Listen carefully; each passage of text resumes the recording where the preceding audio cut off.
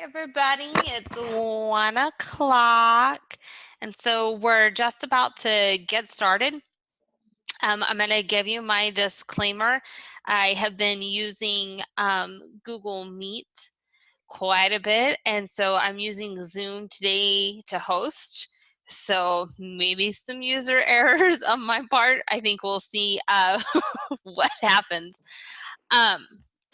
So I'm going to mute everybody, and we're actually going to use the chat feature today to help facilitate our conversation. So I have Jeanette Campbell in the session today, and she is going to man the chat for us, and so she'll kind of help facilitate that.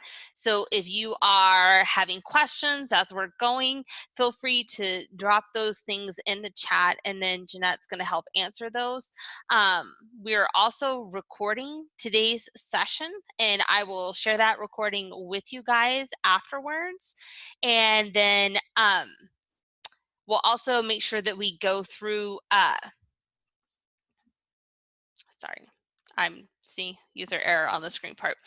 We'll also go through the chat and make sure that we have answered all of your questions. To get credit for today, at the end of the session, I'm going to post a link to a Google form in the Hangout or in the chat. Sorry, see, I want to call it a Hangout. Force a habit, right? So we'll have that attendance sheet happening there. And so you guys are free to use the chat the whole time we are in our session today. And I'm gonna just double check it before we get started. Okay. So we already have some questions there. How to pre-schedule assignments that could automatically go into Classroom instead of Monday at 8 a.m. So I'll see if I can touch on that.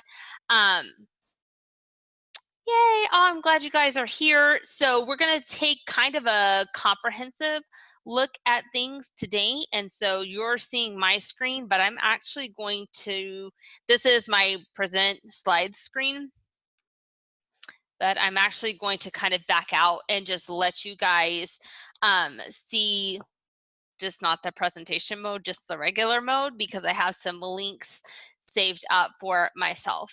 So we are going to take a look at Google Classroom. We're going to cover a couple of things today. We're going to talk about Google Classroom, what are kind of best practices for organizing things for our students. So I can add that delay post on here, and I'll make sure that we can cover that. And today is informal. You guys are first period, if you will. This is the first time I'm doing this one. So if you have questions through there, I'll try to kind of jump back, but Jeanette is making sure that those things get answered too. So delay post in Classroom.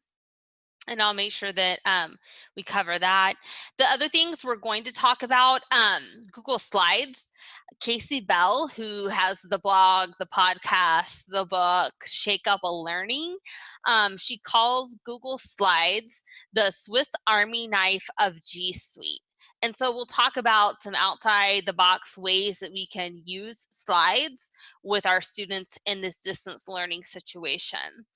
We'll talk super briefly about choice boards in the distance learning classroom. That's just a great way to organize activities and things for students and to still give them options in this distance learning piece. The last thing we'll talk about is parent communication. We'll discuss and we'll look at what it looks like for the parent guardian summaries in Google Classroom, and then another option for communicating with your parents, which is SMORE. And so again, you're gonna get all the links today. You're gonna get a video recording of our session. So I think without any further ado, we'll kind of get started. So for the Google Classroom piece, we are going to talk about assignments in the stream, using topics with fidelity, limiting the number of posts and how to consolidate those resources, and then we'll look at the delay post in Classroom. So I'm going to switch screens now, and I'm going to jump over to Google Classroom. So you're going to notice I made this cute little class called What Not to Do. So some things about organization in Google Classroom. When students and us as teachers, when we open Classroom, we land here in the Google Stream. And depending on what settings you have turned on, this is like a catch-all, okay? All the posts, everything you've ever posted can be visible here. And so for our kids, we see the most recent thing at the top, but sometimes that can be a little overwhelming. I was working with some kids last week, savvy kids, been using Classroom, and I mentioned to them, hey, jump over to that classwork tab, and they hadn't heard of it. They were so used to accessing their assignments through email and through the stream that when we started talking about classwork, they didn't really know, hey, I should come here to that classwork tab so that I see all of my assignments. So if you haven't checked in with your kids on that, highly recommend doing it. So let's talk about organizing and managing this stream. So right now, it's just a catch-all, and everything, announcements and assignments, are landing here with the most recent thing at the top, okay? So the difference between announcements and assignments. Announcements, general information that you want to share with your students. And this might be something in your face-to-face classroom that you had written up on the board, or maybe that you talked to students about when they walked into your classroom. General information, okay? The other thing is assignments. These are things that we want students to complete and turn into us. So those are the two things that we're talking about. Right now, the way I have my stream set up, it's catching everything, both announcements and assignments. And so you can tell, like, this is just a couple of posts, and already there's no real distinguishing way here for my students to know what they need to do on this stream. So I suggest actually pulling your assignments out of the stream. And to do that, you're going to click the cog wheel in the top right corner of your screen. And you're going to scroll down to General. And you're going to notice that there is this option here that says classwork on the stream. That means even when you're posting assignments, it's showing up in that catch-all stream. You can come over here and click this drop down, and you can actually hide that. And so I'm going to click the save button. And so now I land back here in my stream, but you're going to notice there are only 2 posts here now. And when you look at those posts, again, this is announcements, general information. If you're interested in watching the Houston Zoo feed the elephants, check out this link. If you want to watch Lunch Doodles with Mo Williams, check out this link. So to get to the actual assignments, kids have to come over here to this classwork piece. So let's talk about what we see here. I see several things posted, but not all posts are the same, even if I post them as an assignment. Video for the Civil War. This is just a YouTube video. I don't really need kids to complete this. I really just want them to watch that. Next one up, vocabulary. So you're going to notice this is what kind of document right here? It's a PDF. Again, my kids aren't going to be able to do anything, but look at that.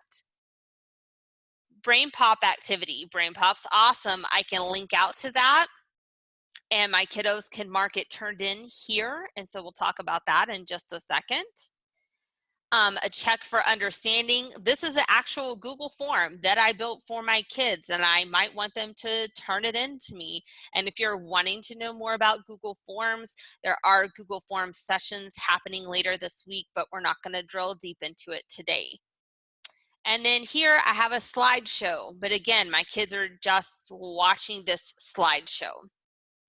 And you're also going to notice that all of my assignments here are just posted. And so the most recent post is going to be at the top.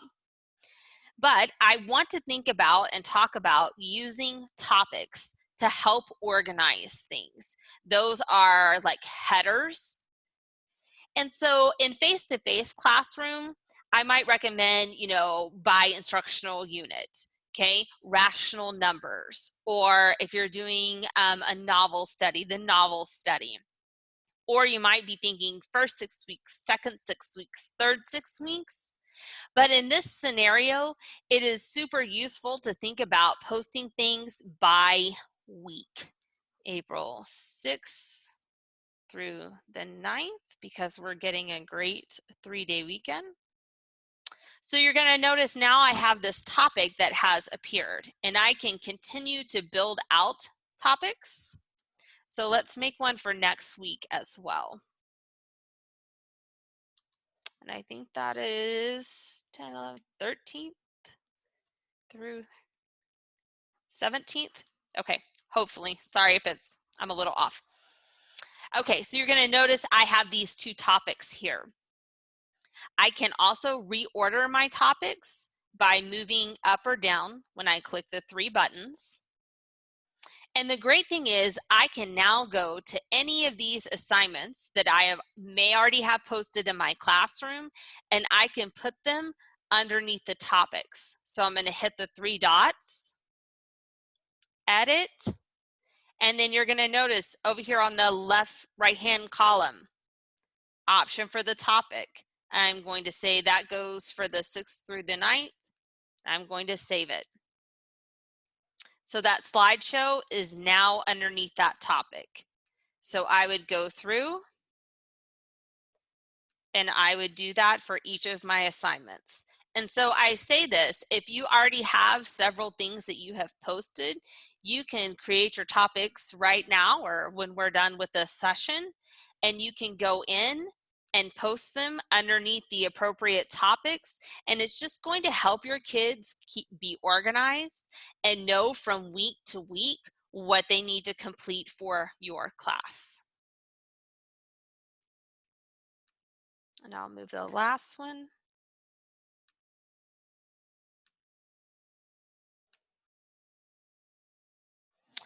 Okay, so I have several things here. So now everything is organized in a topic.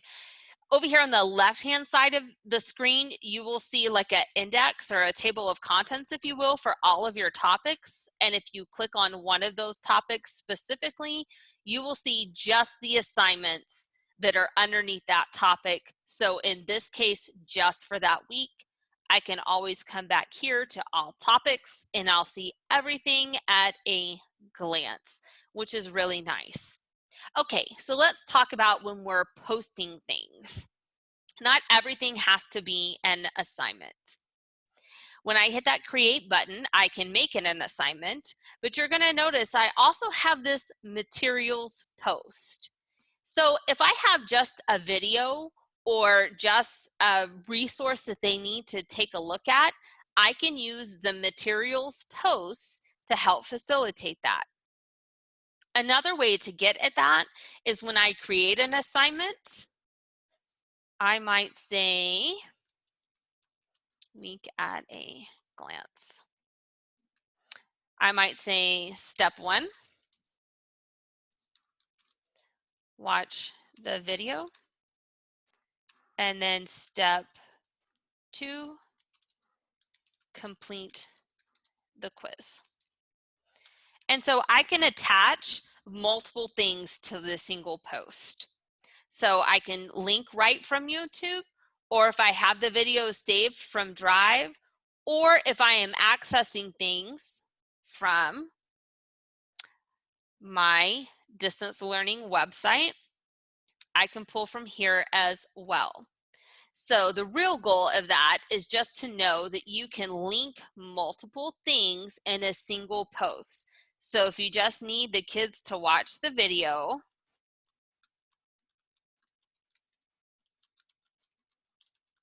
sorry, I think I spelled succession incorrectly. So let's say, oh yes, that is the video that I needed. I'm going to add it. And then I can also come here And maybe I have built a Google form and it is in my Drive. And I'm like, there's my form. I'm going to add it there. So again, just because you're posting multiple resources, it doesn't have to be individual assignments. You can add multiple items on a single assignment. You want to be really clear in your instructions with your kiddos. First do this, then do that. So one of the questions that came up early on in the chat before I kind of turned that over was, how do I delay post? So I can delay post if I am posting to a single class. If I come here and I select this to post to multiple classrooms, I'm going to notice that my little drop down here, the schedule is going to gray out. I won't have that option anymore. But if I uncheck all those other classes and I come up here to assign, I'm now going to have the schedule option. And I could say, all right, I want that to post on Monday at 8 a.m. Now I want to make sure that I also connect it to a topic, schedule, and then I'm going to say Monday at 8. And so you're going to notice this is gray, even though it is scheduling it and it is connected it to the correct topic. I do see the option here or the note that it is scheduling for that other date. Okay, and remember, in that stream piece, this is just general information. And then that classwork piece, these are my assignments, and I am using topics to make sure that I am organizing all that work for my students so that they know when they need to complete stuff, and it's just going to be a good organization piece for them. Okay, so Google Classroom, we talked about several things, right? We talked about turning off assignments in the stream, using those topics, use it with fidelity. Make sure that even if you have already posted assignments and you haven't used the topics, you can go back and do that right now. Limiting the number of posts or consolidating resources. So remember, a video doesn't have to be a standalone post. You might post multiple resources together. You just want to be really clear on your instructions. And we did touch on delaying the post in Classroom, and that is only an option if you're posting to one class at a time. Okay, so let's talk about Google Slides, the Swiss Army knife of G Suite. So Google Slides, we talked about it as an assignment or a resource. You're going to notice on those distance learning resources that are posted for us, there are a lot of slideshows, but I think there are some other ways we could use them. They can be an activity. So students can create their own slideshow and create an ebook, publishing it to the web. What is this publish to the web you talk about? You might be thinking. If you come over here to File, and then you're going to scroll down and you're going to see this Publish to the Web option. You'll have some choices here. And so you can auto advance the slides, however often you want, let's say every minute. I can start the slideshow when I want to. I can restart the show after each word. And then if I want to, I can actually hit that publish link. Are you sure you want to publish it? I sure am. And then you're going to notice that I get a link here. And so this link could be shared with other students in the classroom if they want to look at each other's work in kind of a book format. And so I'm going a little bit fast through this. Don't worry, you're going to get a copy of today's video. And so you'll be able to come back and see all of this really good stuff. Okay, so that's just one way we can embed those links and make an ebook. And so there are some other platforms out there, StoryJumper, that can do that. But if you want to keep kids inside the G Suite, you sure can. Another idea is to embed images in a random order and have the students put them in the correct order and then direct them to go down to the speaker notes to justify their thinking. So if you are social studies or you are science, you have been through the Tina Bean training, and she has some strategies there that are for our L's. One of the things that she mentions is putting things in a puzzle order and having the kids put them in the correct sequence and then justifying their thinking. And so to digitize that, you could totally make a slideshow. You'll put the images in a random order. You'll post it as an assignment for your students. Tell them to reorder the slides in the right order and to use the speaker notes down here to justify their thinking. All right, slides can still be collaborative. So creating an index for students to collaborate, and then also creating a class Jeopardy game. So both of those involve linking inside slides. So you might be thinking, how would I link inside slides? And to what would I link to? So those are super good questions. I'm going to create a new blank slide, and I'm going to title it Index. And so I might assign a slide to each one of my students. So let's say Jeanette, she is going to get slide 1, and Anna is going to get slide 2. Jean is going to get slide 3. Janet is going to get slide 4, and so on. So here's where the magic happens. I'm going to come here and I'm going to highlight that.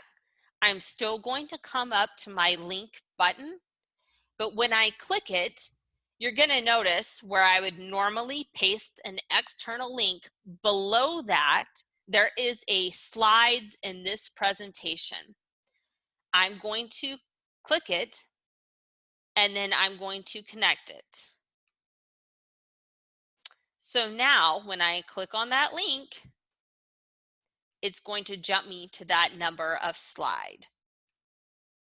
So if you're wanting your students to maybe do like an online journal, or you're just doing a daily check-in with them, you might assign each kiddo a slide and then post this, not make a copy for each student, but give them edit access to the same slideshow.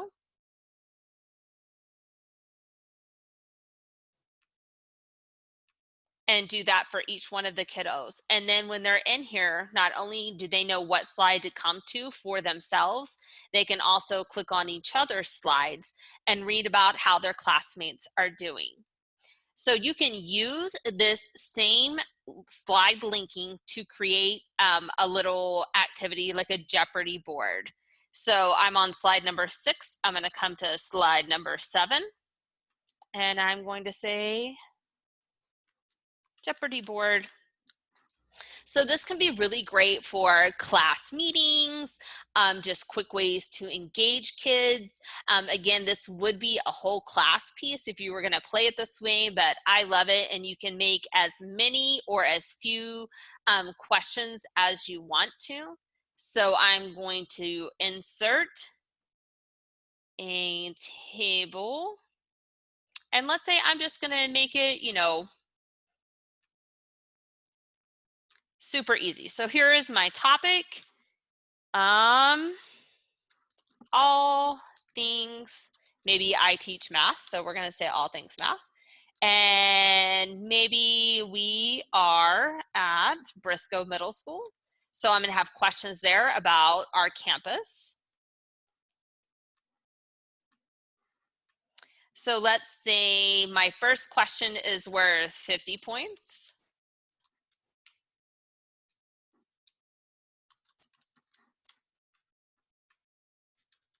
And my second question is worth 100 points. So again, this could be as many or as few questions as you want. So I'm going to center them just so that it looks nice.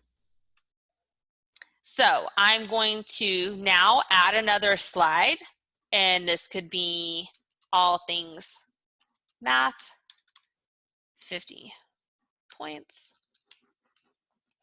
And then I would put my question here. And if you're doing Jeopardy, then you would do the answer and make them actually recite it in a question format. So again, I'm going to use the linking in slides to make that work. So that was my all things math 50-point question. I'm gonna highlight that option here, click the link button. I'm gonna say I'm linking it to slides in this presentation.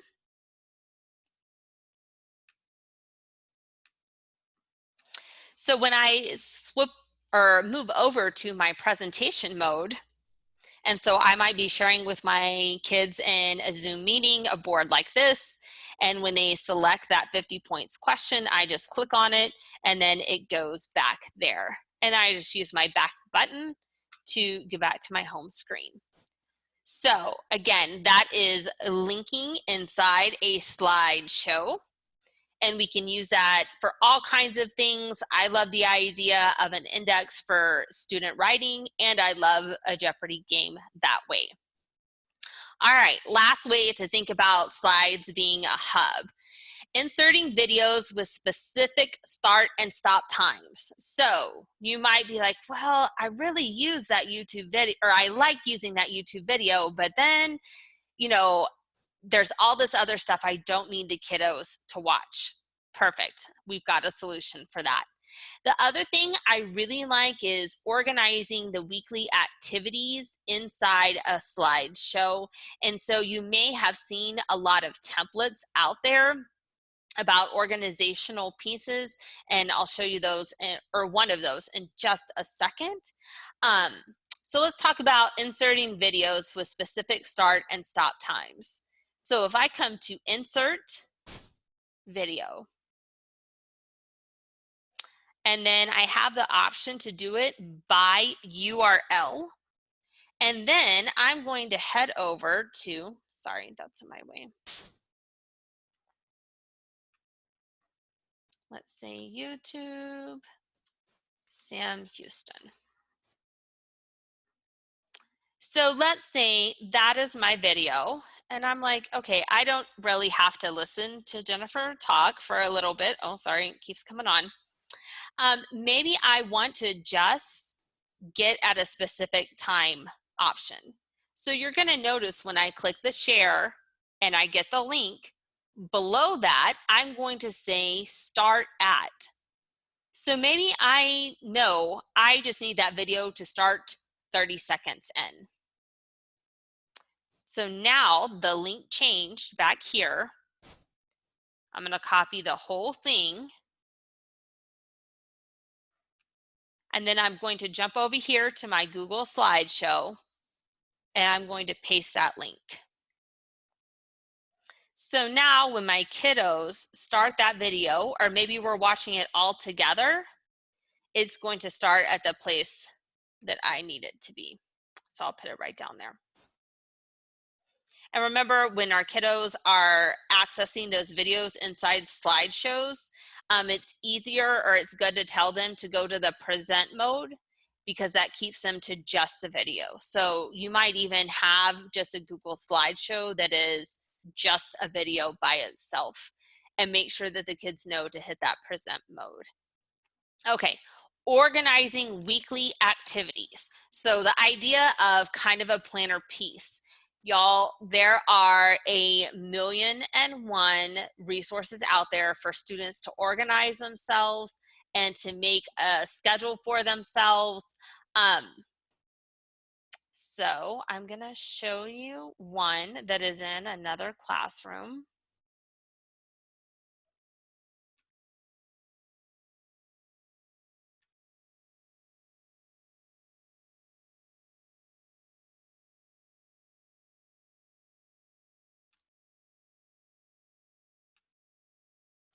So you're gonna notice this is a singular Google slideshow. and they have brought in a little schedule. And so this you could recreate, or I can share this link with you, which I will do, and have kids talk to them. Again, these are the soft skills. We don't want to take for granted that our kids know to do these things, but maybe in a class meeting, you're talking to them about, hey, it would be really great to make a schedule for the week. Let me share this template with you. And it helps them organize their time. And remember, their school day may not be their traditional school day, that 8 to 4 that we're used to. So again, there are a ton of resources out there. This is one sample, just something to kind of get your mind rolling on that one. Okay, so let's talk about choice boards in the distance learning classroom. So I'm going to show, oh, sorry, didn't mean to, oh, sorry. Choice boards, yay. All right, so there is a really great podcast, Casey's podcast, and in here she is talking about how to utilize those choice boards in the distance learning classroom. So it's a good little listen if you want to think about it. It's just her spin on how you might organize those squares. So what I really like about her template, it's going to open. I'm going to give it a second. Or maybe it's not going to open.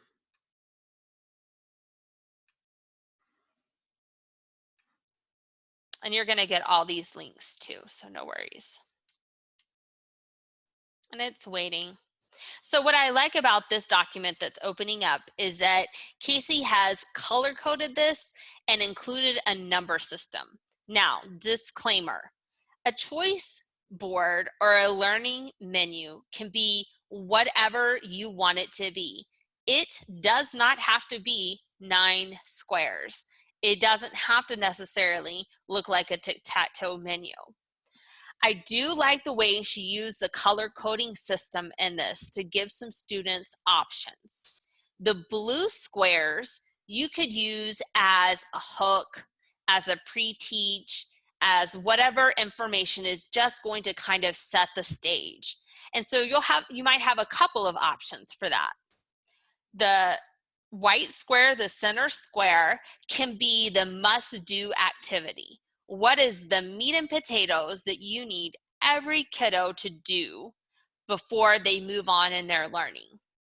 And then the last option is the yellow squares, and that might be the product. What are students going to create or make that will show their learning or their thinking?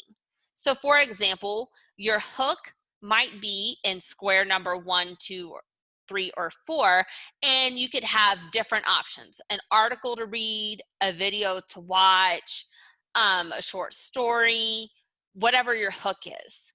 5 could be your meat and potatoes. So maybe that is you doing a little mini lesson on Explain Everything or Screencastify or your video recording tool of choice. And you can put that link here in number 5. And then 6, 7, 8, and 9 are your student products. So those might be, create an ebook or make a comic strip, do an infographic, create a timeline, kind of all of those student pieces. Okay, so there are 2 options there, or 2 links you're seeing in my speaker notes. And again, you're gonna get this whole slideshow with all of this information here. So don't worry about grabbing those links. You're gonna get those, no worries. Okay, last thing I'm gonna talk about, and so we're gonna end early today, woohoo, is parent communication. So 2 things: Guardian summaries. This is kind of a FAQ that comes up in Google Classroom quite a bit, so we'll talk about that. And then another thing I'd like to share with you is a really cool tool called S'more. I know some of our campuses use S'more, like the admin creates a S'more. It's a newsletter. It's really easy to make. It is, disclaimer, freemium. However, they are giving you a little bit more now for free, so we're going to take a look at that. First thing I want to talk about is Guardian summaries. So in Google Classroom, I can utilize Guardian summaries for my parents to get like a Reader's Digest version, which I'll show you what it looks like in just a second, of what is happening in Google Classroom that week. So to turn those on, I'm going to go to the cogwheel in the top right corner. I'm going to scroll down. Guardian Summary should be on. If that isn't already on for you, if it looks gray, you will add. Perfect. And you're going to need to save your change. So when you come over here now to People, for your students that have joined, you would see, Jennifer Smith, and then you would see a gray version that says Invite Parents. So let me jump over to another classroom where I do have that turned on and I have kids, so you can see what it looks like. So again, I'm going to go to People. So now I have the option to invite guardians. I can invite multiple guardians. So to do that, I would click Invite. And then I would need to know Jacob's parent email address. I have to enter this manually for each individual student. There's not a way around it. And so there's no bulk add. So let's talk about what it looks like on the parent end of things. So I'm going to actually click on this document and it's going to open up. So this is what our Guardian summaries look like. And I'm going to make this a little bit bigger. Oh, sorry, I'm making it a little bit smaller. And so this is an example. They get this no reply email into their parent inbox on Fridays. It's the weekly summary. It says their student name. It says the week for which the summary is being compiled. And then it gives a list of the student work. Now, it will give the name of the assignment and the directions that are posted with it. But those are not clickable. Parents can't click on Chapter 3 quiz and actually take a look at it. If the teacher associates a due date to that assignment and the kiddo has not turned it in, the parents will be able to see that. You'll notice over here on Elizabeth's Guardian summary on the right-hand side of the graphic, the due date is in red, and that means the due date has already passed and she did not turn that in. And so you will get a link to this graphic as well. So if you're wanting to see what that looks like, don't worry, it's not going away forever. Okay, last thing I'm going to talk about is the s'more. Oh my goodness, I love s'more. So the website is s'more.com, and I'm actually going to log out so I can take you right in. So you're going to notice, like many of the freemium things that are out there, there is like a little added extra now. Normally it would be paid. Now they're offering it for free. And so if you haven't created an account, you'll hit the sign up button here. If you already have an account, but you haven't hit or been here in a while, it's worth coming back. Make sure that you choose the login with Google option. And so I'm going to land here in my Hive. Now, you get 3 newsletters in the free account. The great thing is you can create a newsletter and then you can reuse it in a week and totally scrap it. So you're going to see here are my 3 free newsletters, and I can come in at any point in time and I can edit them. I can include information, links, pictures, anything I would normally want to communicate to my parents. But you're going to notice up here, I also have these 2 options. So essentially, s'more is giving me 2 additional newsletters. So instead of just having 3, I'll also have 5. And these I can change and I can edit and I can put all the information that I want. So right now in S'more, you get 5 newsletters. To edit them, I just click that edit button there. So it's awesome. I can come here to my background. I can choose whatever background I want. I can choose any colors that make sense for me. And then I just start working in here, title it, and I might say weekly update. And then maybe it's this week's date, April 6th through the 9th. And then I'll say done, and it's going to update there for me. And then I can continue to change what is in all of these squares here, which is really fantastic. And so if there are things that I'm like, I don't really need this, yes, I can delete them. For the full range of things that you can add into the S'more, you have to scroll all the way down to the bottom. You can add text, you can add a picture, a calendar event, audio, you can link out to another site, all kinds of good stuff.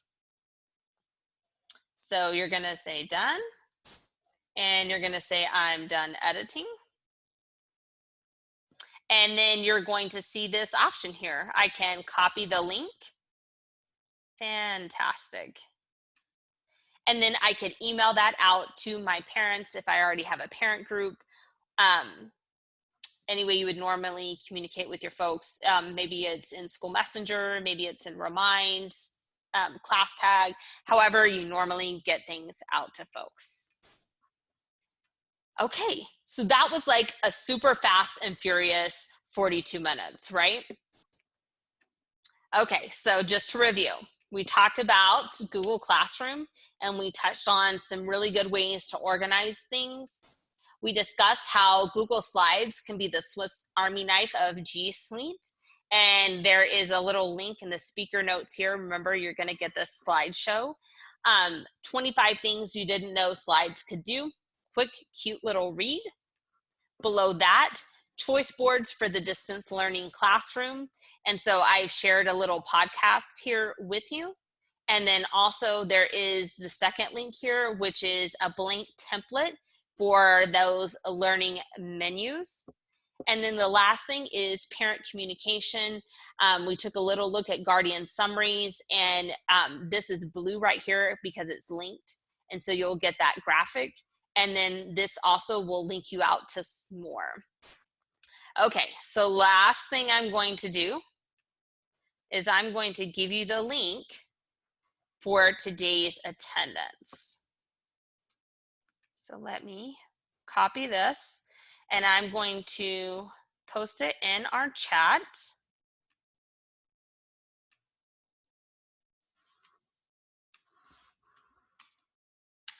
So it's not going to hyperlink. You're going to need to copy that link out of the chat and paste that in a web browser. So don't let that throw you off. And as you guys are doing that, I'm just gonna scroll through here and make sure that we saw everything. Jeanette, you're so awesome. Thank you for doing that chat for me. Okay, and so remember, you're going to get a link to the presentation, which has other links inside of it for the things that we went over. You're going to get a link for today's video, or of today's video, so today's webinar. If you want to go back and rewatch anything, you can. And then we'll also double check the chat transcript and make sure that we got any and all of your questions answered. If you saw something today and you're like, oh, I definitely want to move forward with that, but I would need some help. I love that Jeopardy board game. That's so great. I'm not sure I'm ready to do it on my own. Please follow up with your academic technology coach, whether it's myself or Jeanette or Anna or Jean or somebody else, and let's connect. We want to help you make that happen in your classroom. So we don't want anything to be a one and done. So I hope this was a lot of good ideas for you today. And I'm going to repeat this on Wednesday. So if you have teacher friends and you're like, you should go check out this session, Just let them know that it's going to repeat on Wednesday. So I'm going to give you guys just a few more seconds in case you need to grab that link for the form, which is for attendance today. I'm going to stop our recording.